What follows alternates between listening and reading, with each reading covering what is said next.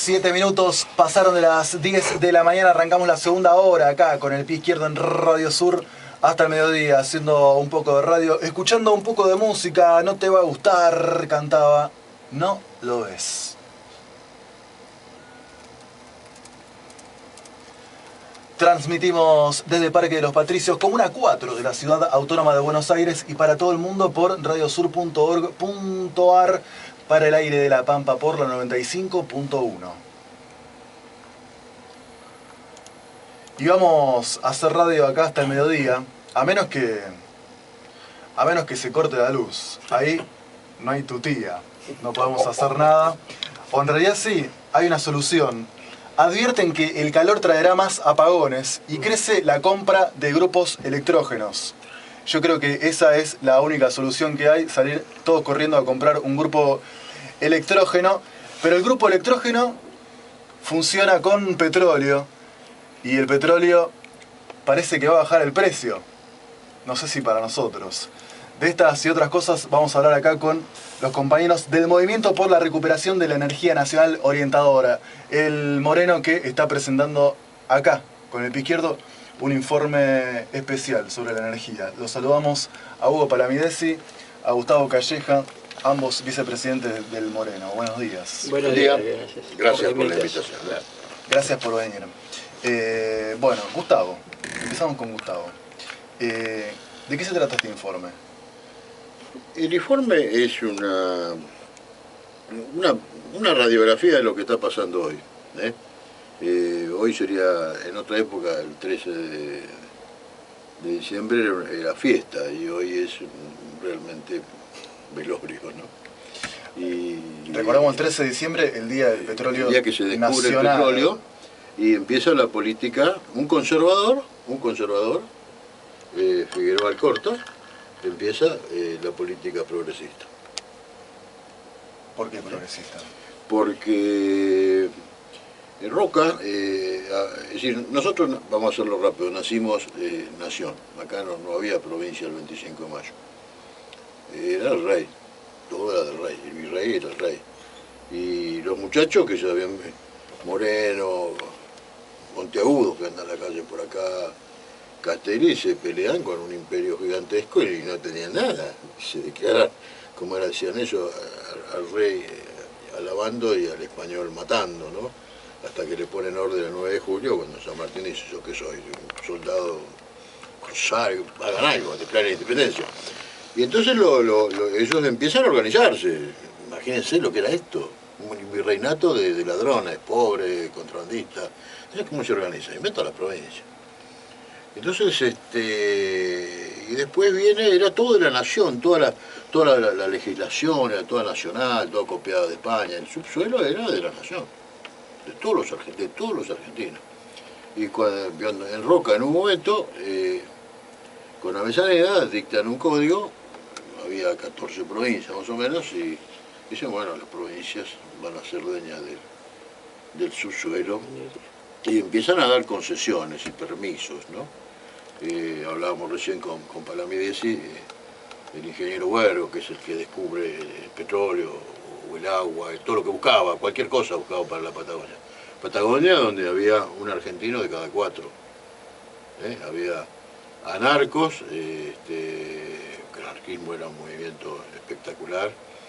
Acá estaban divididos en dos, anarcos irigoyenistas y anarcos anti-irigoyenistas, ¿no? Es decir, anarcos independientes y anarcos muy irigoyenistas. Y había chilenos que venían algunos con funciones de ocupar. Y las provincias eran las 14 tradicionales provincias grandes, bueno. Y se reparten todos, se reparten así como Roca había repartido también la superficie a los que pelearon, a los amigotes y demás. Las provincias dan la ocupación del subsuelo. Y la nación también, ocupan todo, como ahora. Ahora están ocupando todo, vienen con la nueva ley, ponen la pata, están todos ocupados, están todos concesiones. Y ahora es de las provincias como antes de Roca. Ahora Roca, como era el más vivo de todos, se da cuenta de que había cosas que se lo estaban robando. Entonces lo que hace es sacar una ley de tierras, que con esa ley de tierra le ponía la pata a cualquier cosa. ¿Y qué hace Figueroa Alcorta? Descubren petróleo Al tercer día saca un decreto y dice toda la zona de Comodoro Rivadavia es del Estado Nacional. O sea, Ahí empezó el 13 de diciembre ¿de qué año? 1907. el 7. De 1907, en El Comodoro Rivadavia, en Comodoro está Rivadavia. buscando Eso. agua y empieza a salir Claro. petróleo. Y ahí sale petróleo. Y ahí sale, bueno, ahí todos los demás presidentes, todos, hasta Alfonsín inclusive, algunos con contrato para discutir, todos esos piensan que el subsuelo era de la nación y que YPF debía ser, empiezan a hacer la primera cosa de YPF. Y después de ahí, ellos son los presidentes clase A. Y después de ahí en adelante vienen los presidentes clase Z, que son los que dicen que el subsuelo es de las provincias. Que es como decir, muchachos, vengan a afanar, acá está, esto es una privatización. Y esto fue así. Ahí empezó, por eso digo que la política progresista la inicia un conservador. Y después otro conservador que sigue, que es un tipo muy especial, que es Sáenz Peña, ¿no? Es decir, un antirroquista, que es un tipo muy querido en Perú, porque fue a pelear por ellos, y acá es el que pacta con Irigoyen, pacta la entrada del radicalismo al gobierno, así que la elección es libre, pero no le entrega al Senado. Es decir, Irigoyen gana, los diputados del Senado, no sé por qué, pero no se lo entrega. Tengo una pregunta, perdón. Dale. El relato. Ambos son del Moreno, que está presentando un nuevo informe. El Moreno, Movimiento por la Recuperación de la Energía Nacional Orientadora. Si quieren después nos metemos por qué orientadora, pero la pregunta es, a ver, los informes del Moreno sirven para, en términos del sector energético, desde el campo popular, sirven por el análisis, por los datos y por las distintas evaluaciones de la política energética actual del gobierno nacional o de las provincias y todos esos vericuetos. Y hoy o mañana están presentando el nuevo informe del Moreno. ¿Qué recorrido hace? ¿Sobre qué se mete el informe que hicieron ustedes junto a otros compañeros? ¿Qué dale? Bueno, no, el informe en realidad lo que dice es un poco una radiografía de la situación actual. Pues nosotros venimos denunciando esta situación que parte, digamos, en su última etapa. Si se inaugura de alguna manera, empieza con la Constitución del 94, cuando se le da el dominio originario a las provincias y son las dueñas, pero todavía el Estado Nacional es el que decide cómo se usa, digamos, cómo se explota. Pero termina, digamos, ese es el avance, pero el gran avance, digamos, de la privatización y de la política que hoy se están aplicando en definitiva, viene a partir de 3 decretos desreguladores de Menem que forman parte de toda la desregulación de la economía y de la privatización, por el cual prácticamente se convierten todos los contratos en concesiones y las empresas empiezan, la mayoría de las empresas son todas privadas en ese momento, YPF también, se convierte en privada en un par de años, en el año 91, 92, ¿no es cierto? Por ahí. Son dueñas del petróleo. El petróleo no es más nuestro, lo sacan, le damos permiso para que lo saquen, pero lo sacan, deciden cuándo lo venden, a dónde lo venden, al precio que lo venden y qué hacen con las divisas. Prácticamente esos 3 decretos entregan absolutamente todo. Ahí se inicia un proceso en el cual hubo ciertas marchas atrás, es decir, porque evidentemente ese proceso terminó que nos dejaron en una situación de crisis muy grande, para no andar en demasiados detalles de toda la evolución, pero que es lo que analizamos en otro documento y acá lo volvemos a reafirmar, una situación muy crítica porque se juntan 3 hechos fundamentales. Nos hemos quedado, el déficit físico, es decir, tenemos menos, podemos sacar menos hidrocarburos, sacamos menos hidrocarburos de los que tenemos que usar, es decir, tenemos que importar, etc.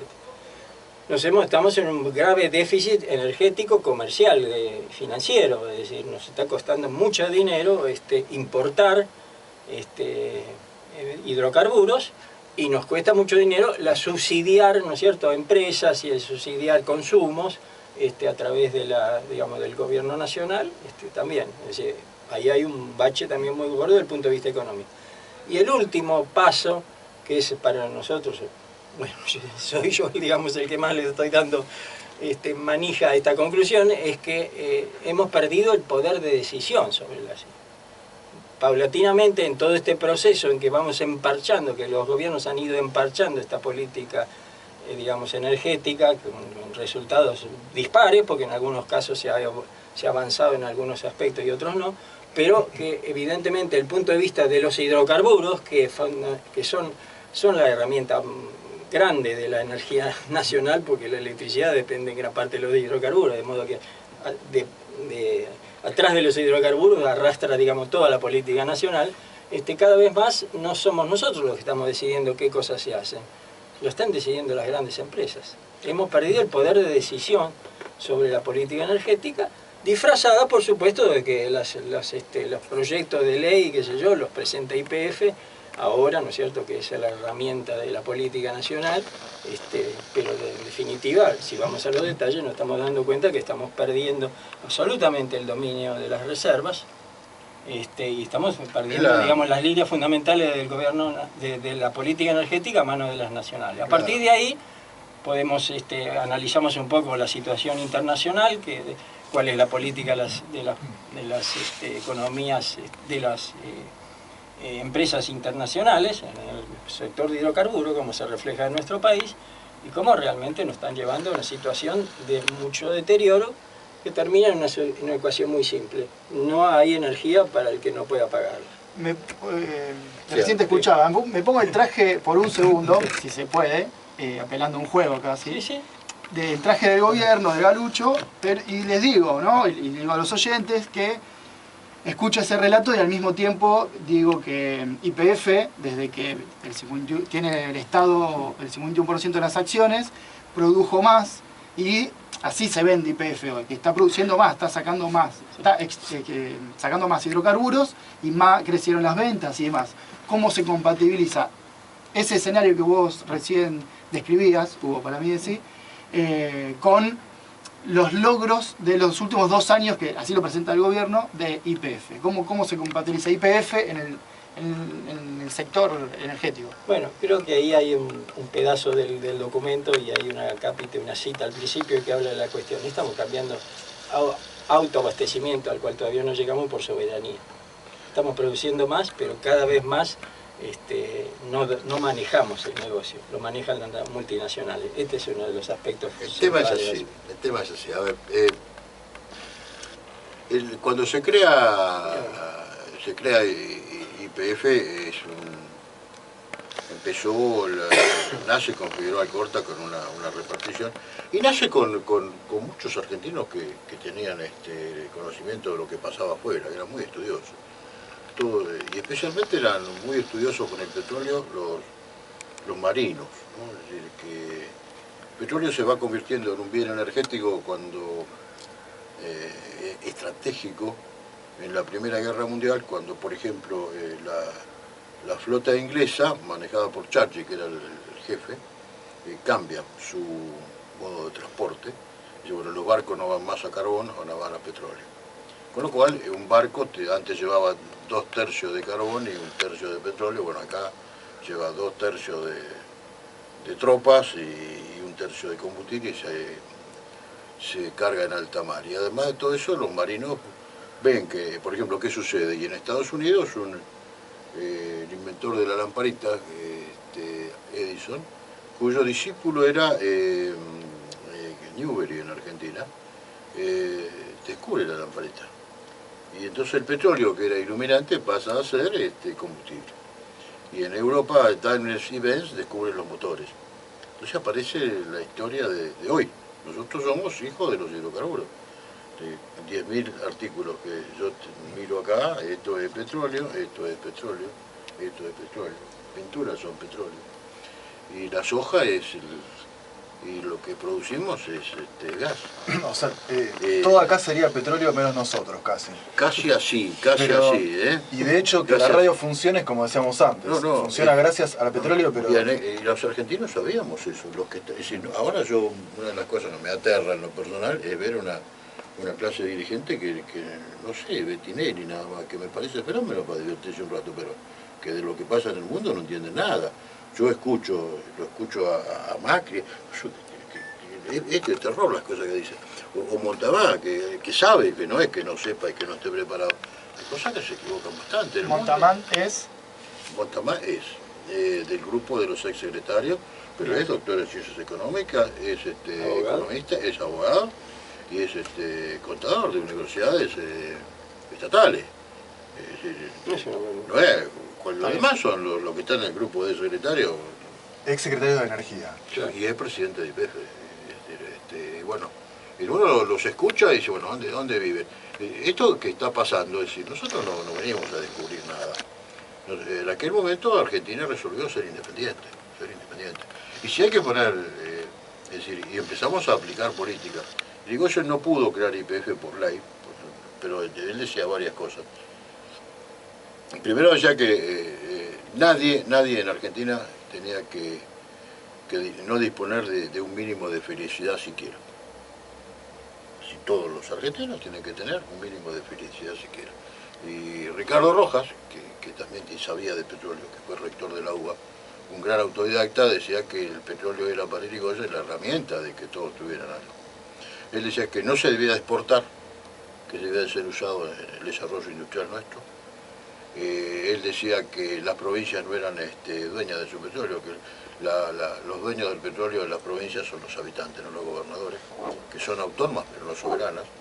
Decía que YPF tenía que ser el monopolio, la crea por decreto 2 días antes, o 3 días, 2 meses antes de irse, y su continuador es Alvear, que es un irigoyenista, y a quien a veces los que yo no son en todos los morenos radicales, yo soy radical, así me toca, es el que lo lleva a Mosconi. Mosconi en realidad, es decir, así como Jorge Newbery aparece como el dandy de la aviación, el que crea la aviación en Argentina es Mosconi, que era un genio.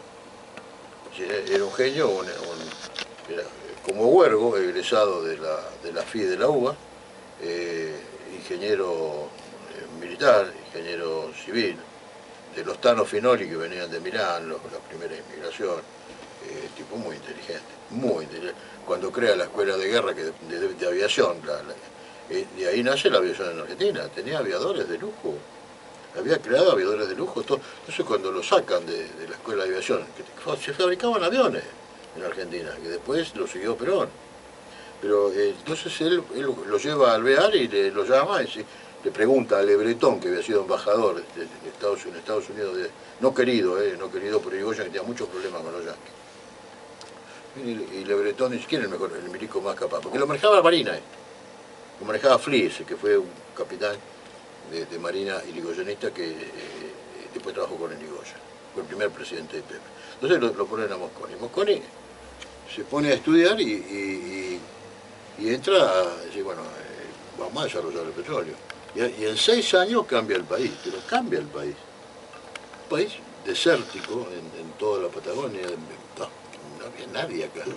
El tipo hace una empresa que es copiada en el mundo y es un ejemplo en el mundo, con el apoyo de un radical conservador, conservador para los que no. Yo lo empecé a estudiar tarde, porque uno empezó a estudiar radicalismo con Gabriel del Mazo y después uno se equivocó, cuando se hace grande y dice, no, este tipo es distinto, ¿no?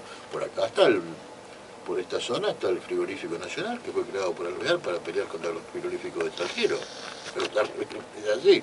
Ahora, bueno, entonces esta YPF en 6 años, manejada por Mosconi, expropia y anula todas las concesiones que estaban en todo el país, en la parte nacional, que era la mayoría del territorio.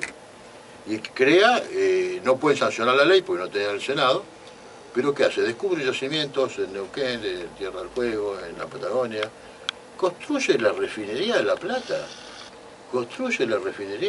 que sigue siendo una de las más grandes de América.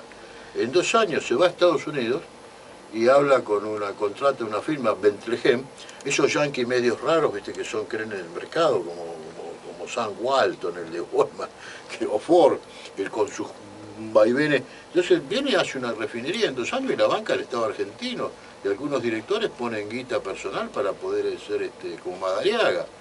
Y hace la refinería, desarrolla yacimientos, que empieza a llevar riqueza en Neuquén. Entonces todo esto es hasta que en el año 29... Una cosita, perdón, ¿no? Porque es... No, te digo se mezcla la historia y la historia de los personajes. No. En el año 29, con Irigoyen, que lo había dejado Mosconi, porque las internas radicales son jodidas, no son internas comunes, ¿no? Entonces lo había dejado, el 1 de agosto del año 29 decretan la toma del mercado. Y ahora se van. Hay un discurso, es una carta de Mosconi, ¿no? No me acuerdo, por supuesto, y digo, se van. Acá empieza. Y todos dicen, los recursos que se iban por el camino del mar se quedan en el país. Este es el primer paso. Esto es equivalente a las grandes batallas, Chacabuco, Maipú, Suipacha. Tomamos el poder. Bajamos los precios, empezamos a tomar los íbamos a echar a todos. Y en 2 años más, de Irigoyen, se iban todos. La pregunta que te quería hacer era, con esa historia de YPF, Sí. sabiendo lo que pasó en los 90, para no ahondar más en eso, que es la privatización y cómo se desencadena, ¿qué YPF tenemos hoy en los últimos 2 años? Con el 51% de las acciones en manos del Estado, por eso yo les decía eso, que aparece en el informe, según estuve hojeando, que tenemos acá, que lo trajeron ustedes. ¿Qué YPF tenemos hoy? Nosotros hicimos un documento que te lo voy a dejar, que se llama el Acuerdo con Repsol. De alguna manera, algunas de las cuestiones están contempladas. Lo real es que YPF, primero que se hace, primero digamos, hablemos de que no se hace prolijamente, eso no es una expropiación bien hecha y demás. Segundo, se toma una parte de YPF nada más que para tener la mayoría de las acciones y poder decidir, eso está claro. Se deja Repsol todavía tiene el 12%, bueno, ahora lo vendió. Vendiendo y demás, es cierto, entró Slim, entra Soros, entró Soros, etcétera, etcétera. Pero de cualquier manera, digamos, YPF la maneja el Estado a través de ese 51%. Se mantiene como sociedad anónima, se niega pública y expresamente a tener ningún control de parte del Estado, ningún control Violando la Constitución, violando la Constitución, porque es una empresa del Estado. Bueno, YPF hace lo que hace, hace un acuerdo con Chevron y tiene cláusulas secretas y se resiste, y al final las cláusulas empiezan a aparecer, y hace poco uno de los periodistas de La Nación describió de que, bueno, que habían leído algunos de los acuerdos, ¿no es cierto? En Delaware hay pactos secretos. Hay pactos secretos. Además, los pactos no se hacen con Chevron, se hacen con una empresa que es subsidiaria de Chevron. YPF se comporta a todas luces como si fuera una empresa extranjera. Una empresa totalmente privada. Nadie sabe los costos, no hay control del Estado. Y por otra parte, tiene el apoyo del Estado. Nosotros lo planteamos acá, es decir, YPF dice está produciendo más. ¿A qué costo? ¿Cómo está? ¿Qué costo está produciendo? ¿A qué costo está produciendo? ¿De dónde sale el dinero de YPF para poder invertir lo que está invirtiendo? Y sale del aumento del costo de la nafta. Nosotros estamos pagando las inversiones YPF. La nafta aumentó el 60% cuando la inflación en ese periodo, que creo que está tomada 9 meses del año pasado. No sé. Pero ganan todo, cuando aumenta Garucho gana todo. Y la inflación no ha llegado al 40% y la nafta aumentó en el 60%. Entonces está pagando el pueblo, la gente, las inversiones. Y además, cuando se hace un contrato, la mayor parte del esfuerzo lo pone YPF. Hoy día está calculado en el documento, se dice que el 70% de las inversiones en Vaca Muerta son de YPF. Los otros son los que traen la gente, con todas las condiciones que ponen, porque realmente ahora se empieza a destapar lo que hay en esos acuerdos con Chevron. Prácticamente Chevron dice: yo me voy cuando quiero, me llevo lo que quiero, yo pongo lo que quiero. Y es lo mismo que ha pasado con... ¿Qué están haciendo con...? Ahora hubo un acuerdo ahora con Petronas. ¿Qué hicieron con Petronas? Le compraron la parte de gas y petróleo de Neuquén a la provincia para poder después ponerla, digamos, como activo propio de YPF, ponerlas en dos yacimientos digamos, bastante promisorios de Vaca Muerta. Uno se llama La Guada, no sé cuánto, no me acuerdo el nombre ahora. En el acuerdo con Petronas, es decir, ponen